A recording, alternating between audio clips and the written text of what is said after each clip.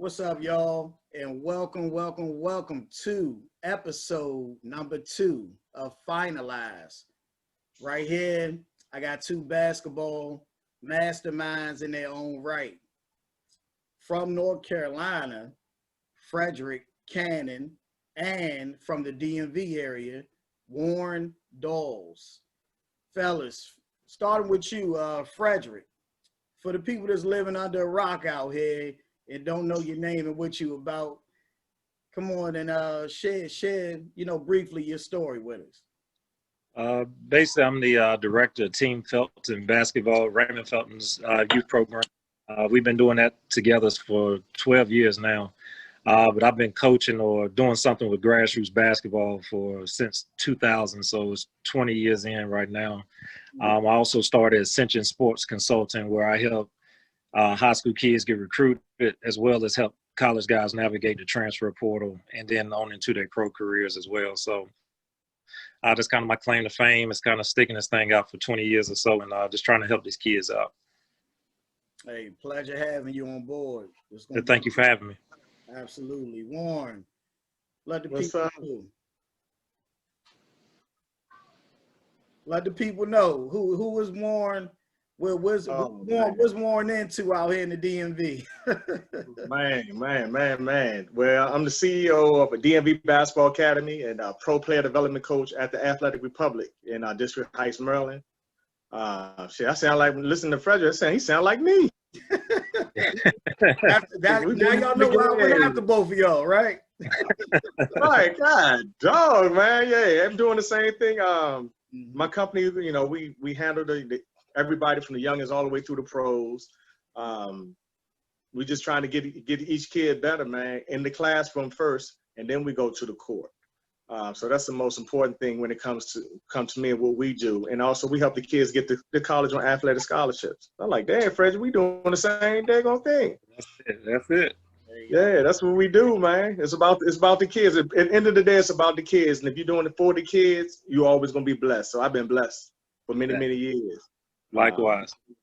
Indeed. And here on Finalize, we really go in depth, with respected basketball minds about the NBA Finals. Guys, last night wasn't what we expected. At least me.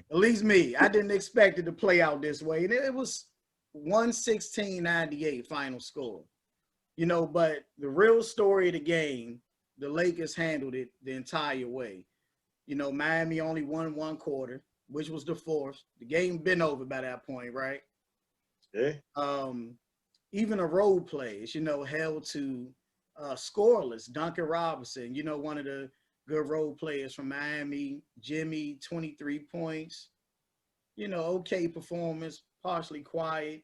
But I need you guys' thoughts, starting with you, Warren.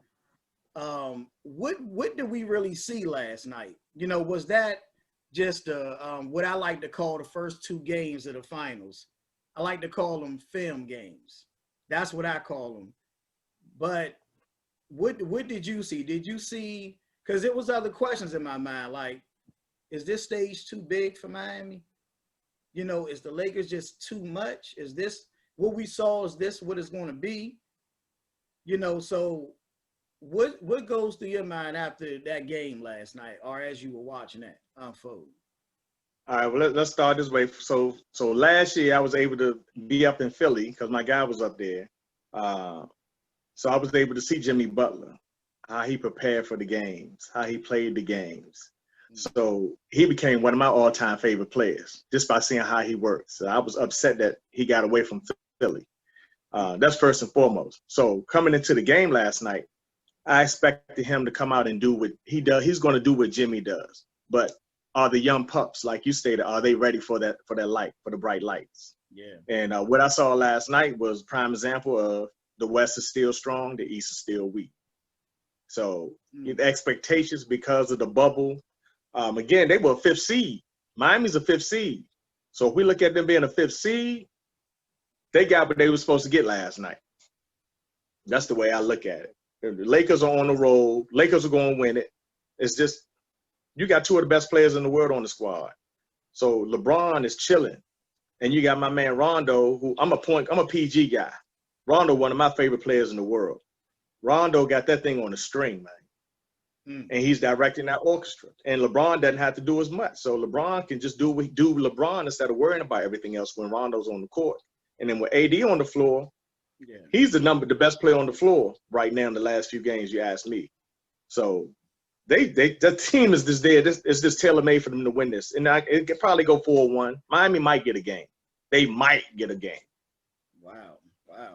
Hey, Warren, you coming out swinging, brother.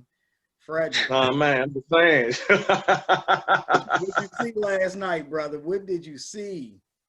Yeah, I'm a big matchups guy. So even though we're down to high school level, I tell my kids all the time, players dictate the game a lot. Coaches can make adjustments, but if the other team has the better players, there's no adjusting. You have to hope they play bad. And I think Miami, one, you already don't have a lot of experience. But if you look at, they have nobody to match up with LeBron, and they have nobody to match up with AD, and that's the Lakers' two best players. So that puts you in a hole already. And the only way I can see Miami even making the games close is if Duncan Robinson and Tyler Hero just go nuts from three. And the Lakers, AD will have to be in foul trouble. Him or LeBron both can't be on the court for 35 minutes and win this game. Miami just doesn't have the pieces that match up with them. And if the Lakers, the role players like Dwight Howard played extremely efficient last night. Danny Green hit shots. KCP hit shots. If all of that is working for the Lakers, they're not winning the game. And, Bam is from here, and he was, played with us some games at Team Felton and stuff. He's the effort guy, but when you're playing against talent like that, like, he can show all the effort he wants. And what he found out last night is Dwight Howard's a big dude. So LeBron's a big dude. And a lot of this banging that he was able to get away with against the Celtics and some of these other – he ran into a wall last night and, suffered that shoulder injury. So if Bam is out, plus you lose your point guard and Dragic last night, if they missing those two pieces, it's going to probably be 20-plus in a sweep, in my opinion, if those two players aren't playing. Okay, now, if those two players are healthy, right? And we already got Warren's answer on this because he said they don't have a chance. But, Fredrick, you said if they're out. So, if they're good, what is the series then? What chance do you give them? I say if they shoot the ball as efficient as they did in these past series, I think they can possibly get 2 games out of it. But I can't see this going like 7 games or anything like that. I don't know where I can see that happen. Like I said, is if LeBron and AD both get in foul trouble and have to sit extended amount of time. I think at that point in time, the Lakers would struggle to score because that opens the floor for Rondo to make those plays, KCP to be a spotter shooter, Danny Green. If they have to start playmaking, then I think Miami could beat them by 20 or 30 points if those guys have to extend their role past their skill set. I just don't see Miami being able to get them in that type of foul trouble. And Warren, does Miami have that player that can get LeBron, AD in foul trouble? Do they have a playmaker with that ability? Nah, you messing with 2 vets, man. No, absolutely not. And if you look at it, look how they close out on the shooters last night, how the Lakers close out on them. Those dudes studied film extensively because it was like whatever play they called, they had another man stepping up on it. So you got Butler. Butler's really, to my knowledge, is the only guy that really can create. If you're going 5, 4, 3, 2, 1, you want Butler with the ball. The other guys that they have right now, they're catch and shoot guys. Maybe give you 1 pound, hard pound, and go. But other than Butler, there's nobody else on that squad that I see right now. That Butler's out the game, it's a wrap. So it's a horrible matchup for Miami. Again, they were a 5 seed, so the expectations that everybody had for them in this finals, I don't think was realistic. So Jimmy is a good player or a great player? Fredrick, is Jimmy good or is he a great player at this point? I would say he's good. I always do the measuring stick. If LeBron is great, then there's a whole lot of good basketball players in the league. I can't put Jimmy and LeBron in the same part of the spectrum. For that team, he's a great player for Miami. But if you're talking about league wide, I think he's a good player. Makes sense. What about you, Warren? How you feel about Jimmy? You spoke high of him. You actually seen him behind the scenes, put work in. Is he a good player or a great player? I'm not going to say he's a great player, but he's a damn good player. If I had a squad, Jimmy has to be on it. Jimmy is a final piece. And look at what he's done so far in Miami this year. Those guys are not supposed to be in the final, but they believe. Jimmy makes you believe you can run through a wall. Think about Embiid. Embiid tweeted after he left, like, "Oh heck no, we need this guy." You know, if he was in Philly, and they had a healthy squad, it'll be Philly right now in the finals.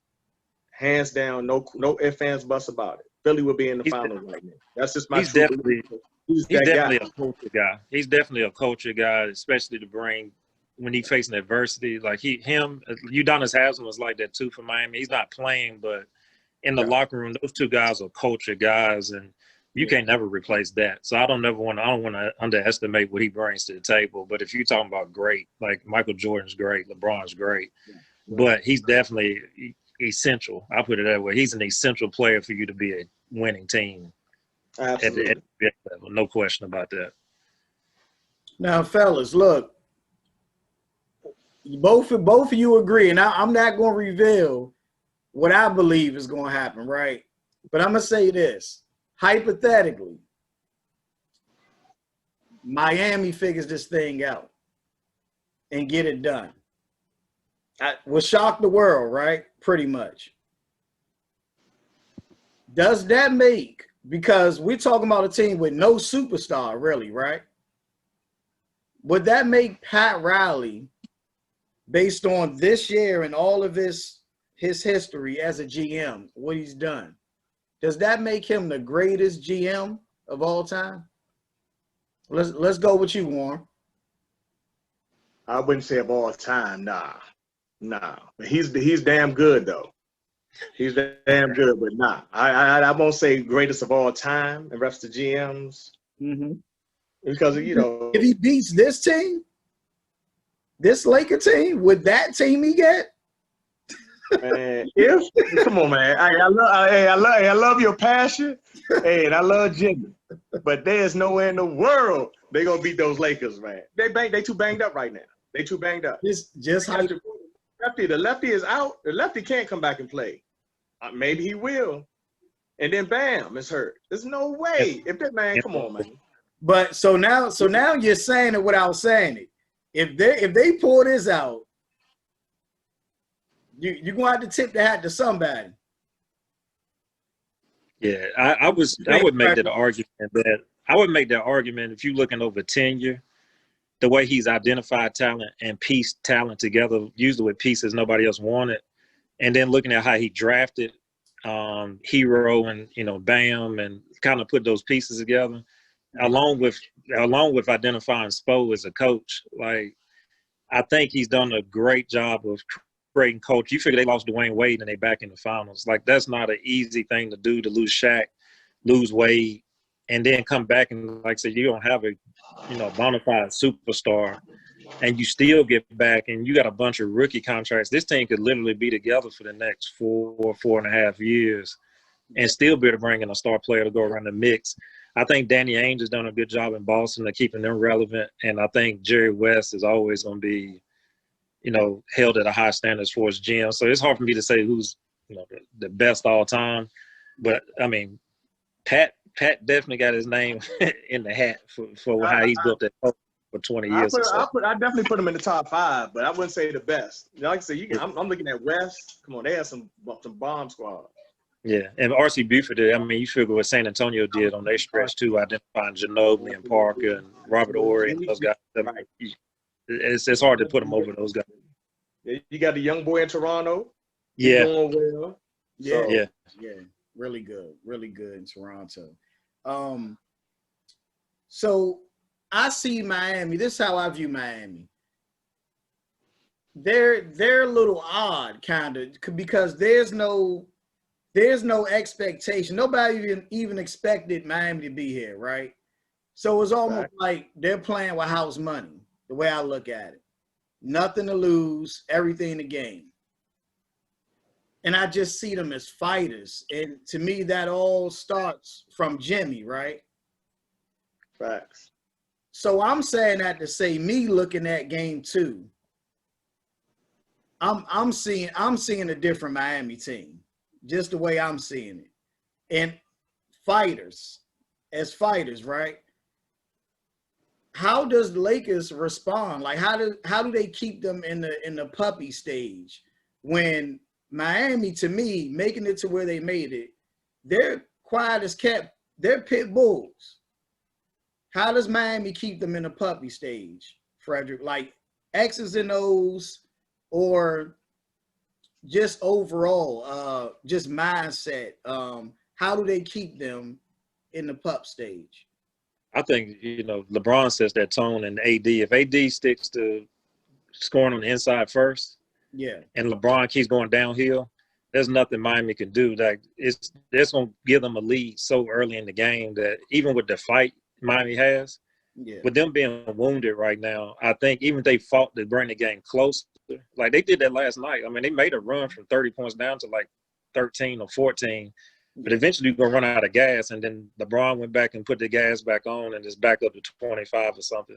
I think as long as the Lakers don't come out complacent, settling for jump shots, you take everything to the rim, because if Bam is not in the game, Kelly Olynyk has zero chance of protecting that rim against those guys.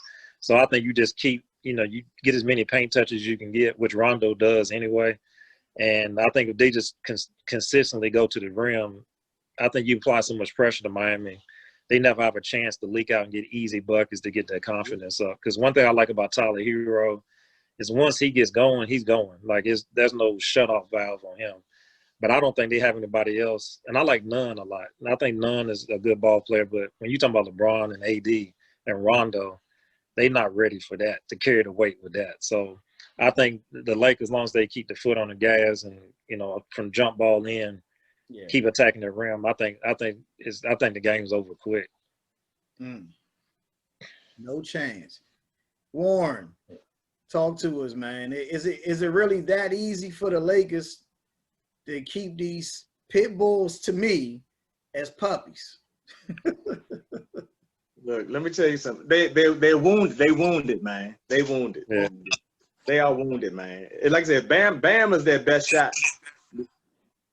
And again, look how they closed out on Hero and them last night. So they didn't even really let those dudes get loose. And you got the older guys guarding these guys. So what that's telling me once again is that LA watched a lot of film, man, because they made it look so easy. Miami came out hot to start the game, but after that first initial shot, like Lakers, like, whoa, what's happening? They just shut it down. Especially when Rondo came in the game, it just changed it all over. It just changed the whole game. This is the first game that all playoffs that Miami was down 0-1. They usually went up 1-0 on all of the series. They just don't have the firepower. They're missing that one player. They got a young nucleus, man. They got a nice young nucleus, but they puppies. That's just like you had to go through on Detroit back in the day. Miami's going to be around, but they're going to have to go through these battles first to get to where it's nowhere to where they're going to win. Let me just cut through the chase. It's not happening. Period. No. Lakers going to roll, man. They're going to roll. And again, do we know if those other two players going to play tomorrow? Is Bam playing tomorrow? Is the lefty playing tomorrow? If it's a no, it's a wrap. Yeah, I think they're going to keep that information disclosed to probably the game to the tip-off. They're going to keep that real quiet, because that'll be another game plan the Lakers got, to smack them around. Right. The one thing I will say, Braun said this after the game, after they done smashed him. He said, I just can't wait to go to my room to see how we can get better. So what that's telling me is that let me get to the room to see how we can beat them by 40 next time. He's locked in. He's locked in, man. Yeah. Wow. Now, we brought up Tyler Hero a few times. And, I spoke about on the last show with a few coaches, and everybody's impressed with his rookie campaign, no question. And think about the other, great rookies, or good rookies that showcase their talents this year.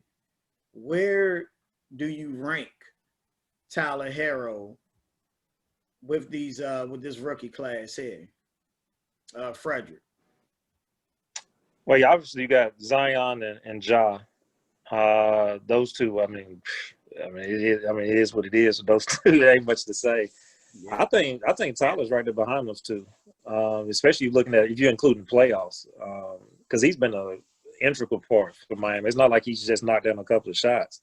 Yeah. He been hooping. Like if he hadn't played like he's played, they're not in the finals. It's not even close. So I would put him right behind those two, because even though Zion, for him to come in and put the numbers he put up, you can tell like he's gonna be definitely a franchise guy. I think Ja's a franchise guy. I don't know if Tyler's a franchise guy, but he's a very good piece that I would want on my team for sure. So I would put him right behind those two guys, considering what he's done in the playoffs. Warren, where we got Tyler Hero? Look, without me looking at the rookies this year, you got to go with the top two. Like you said, Zion and Ja. Yeah. So I don't know, who was 4 or 5. He's definitely got to be in the top 5 for sure. And he put up numbers. He's making it look easy for a rookie. Mm-hmm. He's making it look real easy this year. So he's definitely one of the top. If you're looking at the top tier rookies, he's definitely on that top tier with Ja and Zion. No doubt about it. You can go to battle. If I'm going to go to battle and I need a shooter, come on, man. You got to take that boy. When you catch and shoot, wherever they throw the ball and you lock it in and you just let it go, that's crazy. Not too many kids can do that. Everybody got to bring that thing down to their shoulder, to their hip, to their waist or whatever to bring it back up. But if you catch it and get that muscle memory and you lock it in and you ready to fire it every time you touch it, that's a special talent, man. That dude's special. He's also defending better than I thought, and he's also making plays off the bounce. So I didn't know he had any of that in his game. So just kind of seeing his game mature, even just during the course of the bubble, would put him, on the top 3 for me, because I think that culture. You figure Jimmy Butler been, everybody was saying he was hard guy to deal with for young guys, and especially out to Minnesota, and for a Hero to be able to get it done with a UD and a Jimmy Butler. If he's got Jimmy's respect, that lets me know he's already top 3, because he ain't one of those guys who's just gonna give you kudos for no reason. Facts. Hey, that's a great point. I definitely got Tyler Hero up there very high. Probably, I got to agree with you guys, between 3 and 5 maybe, with the rookies. Dwight Howard, that guy.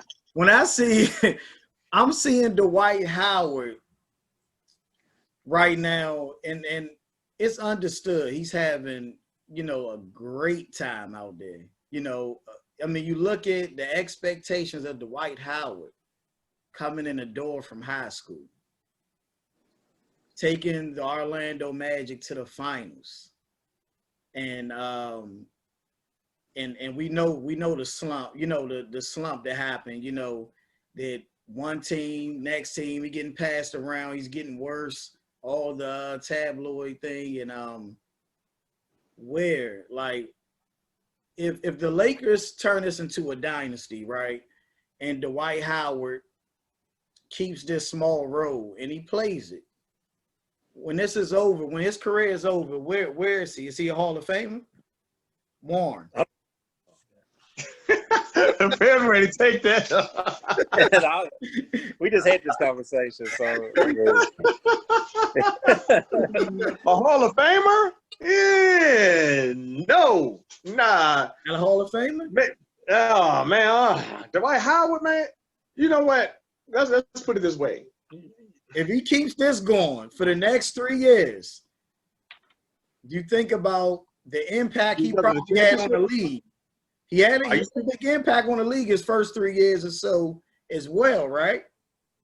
So the body of work, that'll be 3 rings. Been to the finals 4 times at that point, if they get that done. And you look at his impact on the game. Where would you put him? Will he be a Hall of Famer? he would have a shot, but it won't be no first, second, third ballot, man. I think he would have to wait that out till he's a little older, man. Because if I'm not mistaken, Dwight Howard, I know he won some Defensive Player of the Year awards, right? He did. Yeah. Oh, absolutely. One or two, right? Did he At ever? least. Did he ever get league MVP? No. That would be a negative. You hard on Dwight Howard, man. You hard on him. No, he's a really good player. He's just a clown, man. He's just a kid, man. You know. So yeah, man. I don't know, Fred. You about to take this one, man. I'm on the fence on this one. We had this conversation. I think he is a Hall of Famer. When you look at the dominance he had we went back and looked at his stats. It was like 7 or 8 years where he was still like double-double. I mean, big double-doubles. Yeah. And he went to a bad franchise at the time he got to Orlando following Shaq and was able to get them back to the finals. I think the off the court definitely puts a cloud on how basketball dudes look at him just because he doesn't, I guess, fit the model of kind of what we wanted our bigs. He is a silly dude. You know what I'm saying? Like, he's a silly dude. You know, he likes to have fun, that type of deal. But when he was at the top of his game, it wasn't nobody stopping him. I think the NBA changed during the time of his career, which had a negative effect on him. The game went from being him going against Yao Ming and Shaq to now you go on Porzingis 25 feet from the basket. So I think that had more to do with his decline in numbers than him just not being good anymore. Like, we've been around enough professional guys to know you just gonna stop being good. The game changed on him. I'll tell you, like, you can see it a lot in a lot of guys that were traditional bigs. You think about how good Tyson Chandler was with the Mavericks when they beat Miami. The very next year, it was almost like Tyson Chandler, DeAndre Jordan. Those guys' numbers all stopped because there's no more action in the paint. So I think that's kind of hurt those guys more than anything. But at the time of his era when he came in, Dwight was probably the best big man in the NBA for his class, especially in that generation arguably for probably 4 to 5 years. I think his stats, when you look back at the stats, they better than what you think. We looked at during our last discussion. Okay, but my question, so when is he going? He's not first. So you trying to say his first ballot, second ballot, third? Where is he? I think he'll be second. I don't know if he'll be first, but I don't know who else would be in his class.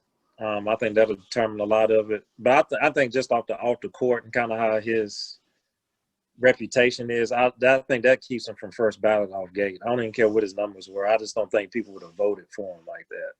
But if in the next 3 or 4 years he keeps collecting rings, then that changes this conversation a lot. I think if he gets multiple championships and he's playing 20, 25 minutes, I think he could bump him up. But he's still Dwight. Like, he's still going to be himself. But I think it gets masked a lot more if LeBron is there and AD is there. He can just kind of do his thing, and you're not focused in on him. But I think he's a second ballot guy. I think. So he could be a Dennis Rodman on a team like that because they got 2 studs. Correct. And you care more about what LeBron's got going on off the floor and AD than you do with than Dwight. I think that's the big thing. He didn't handle being a star well. It wasn't that he didn't handle being a basketball player. He just didn't handle being a star well. Facts. I'll go with that one. I'll go with that. Hey, fellas, it's been great, man. It's been a great one. Normally at this point, I would ask predictions, but that happened in the first 2 minutes. So. Hey, you guys, who's gonna be the MVP or something? The series. We can do something like that. Let's shoot for that. As you mentioned, Warren, AD been the best player on the floor, in your opinion, right? Right. Obviously you're going with the Lakers. Who's the MVP at the end? Is it LeBron or AD? That's gonna be tough. That's tough. Man. AD just been balling. LeBron's already had him. I think the NBA, they kind of tired of him a little bit because he does so much. Yeah. AD's the new guy on the block. He doesn't say anything, but he gets buckets. He's won a couple of games for him in the playoffs. He's played very well in the playoffs, even when Bron hadn't played well. So So this series, they're not going to need to depend on Bron a lot, to be truthful. But you're going to have AD get buckets because AD can get you a bucket inside out. So let's go with AD. I'm gonna go with AD on it. Definitely, I'll go with AD. AD's more. I think it's AD because of AD. They have a chance to win this game, to win this thing this easily because of AD, not because of LeBron. And I'm a LeBron fan, by the way. Definitely love LeBron and AD. Who you got, Fredrick? I think to be honest, I think LeBron wants AD to get it. If he had to choose, I think from a business standpoint, it'd be better for him. Obviously, being signed to Clutch, I think that would make sense. And then AD still has to sign back with the Lakers too. So Yeah. I think they want to make sure they lock him in as a Laker for a long time. So, but I think to me, I'm soured on AD after he got them 2 rebounds a game in that last series. Yeah, right. I did forget about that. I forgot about that, though. I did forget about that. That thing had me pissed off from a basketball standpoint. But I mean, But to you me, gotta look. Let's go back. Hold on, before you go, Fred. Before you go, though. But he doing a lot of leaking out, and that's because he got to have a big man underneath. He don't have to rebound. Yeah, you don't have to, but when them games start getting close and He got to get his controller back down there. Yeah, you got to make the adjust. He's good enough basketball player to understand that I can do this for certain points, but that game started getting close. Nobody in this league can stop him from 15 feet and in. Like, they just can't. He made it an effort to shoot 3-pointers and not rebound on the offensive glass or defensive. Like, to me, I think that's what LeBron is the MVP is because LeBron's effort is not questioned. When it comes to closing these games out, LeBron closing the games out. He's making the plays, making the reads. So, to me, LeBron is always the MVP, in my opinion, just because of his impact in so many different areas. He's going to facilitate. He can rebound. He can score. He can stretch the floor. AD, to me, is the best player at this point as far as if I had to build, at this point, I would take AD. But I think LeBron is, his versatility, his leadership and all that, I think that allows AD to win a championship. I don't know if AD would be ready to win a championship if LeBron was on the floor. I don't know if he's that guy yet. I don't think he's that guy yet. So to me, I think that's why LeBron will be the MVP in my opinion. I think it's just the consistency of it. Wow. But if you're looking at the consistency of the whole playoffs, though. AD been getting the buckets. He been getting them buckets, but LeBron probably out-rebounding the man, got more assists. Oh, he definitely out-rebounded. Ain't no doubt about that. But Shoot, I'm going with Caruso out-rebounding them. Right. That's my problem right there. Like, I keep getting a bucket, but man, like you gotta have some buckets, but we gotta have some boards. Like if you got 30, your man got 30, man, we got a problem. Yeah, it's a problem. We got a problem. Fellas, man, it been great, man, and I gotta definitely get you guys back on. For sure. Man, I guess we know what the expectations are from you guys' point of view for game 2. Everybody out there that's tuned in, thanks for watching. This is Finalize, and I'll talk to y'all soon. Peace, babe. Appreciate you.